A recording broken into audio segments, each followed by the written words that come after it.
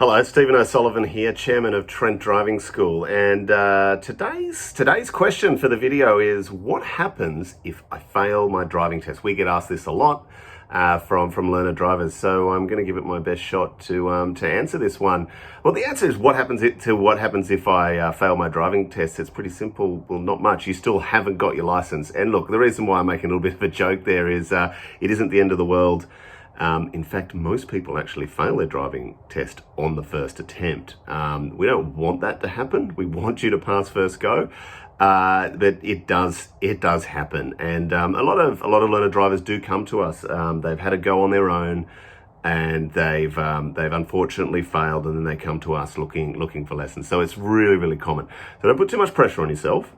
And be aware that it does happen, and strange things can even happen on the driving test. So it's some of the guidelines. If you get feedback that you have failed your driving test, while you can book the test immediately, you won't be able to take the test for another 7 days. Now, with the way that bookings are going at the moment, you're probably not going to get a test within 7 days. So it might be a few weeks out at best, I think. So so passing first go is definitely a priority. But if you do, so I would definitely don't storm out of the motor registry. Don't storm out of Service New South Wales. You want to just move to the side and book that next test. Have it locked in.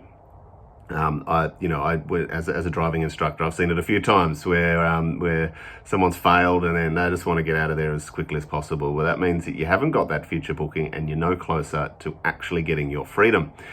So what you want to do is book that driving test. Pick a date that suits you and your driving instructor, and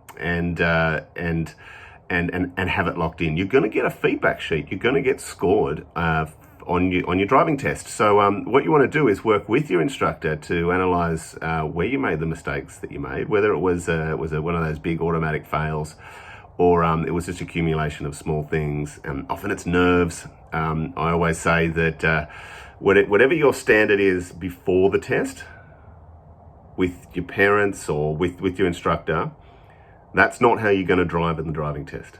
You will drive worse. Just nerves are going to get the better of you. So you won't drive your best on test day.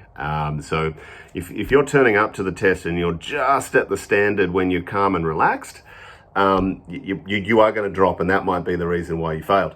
So you actually want to be much better than the standard when you turn up. So nerves can play a part, and there could be a whole lot of errors that could have caused it. But when you've got that score sheet and you've got your booking into the future, what you want to do is use that to formulate your practice and your learning between now and that test. Because if you don't go and work on those things, nothing's going to change, and you're likely to fail again.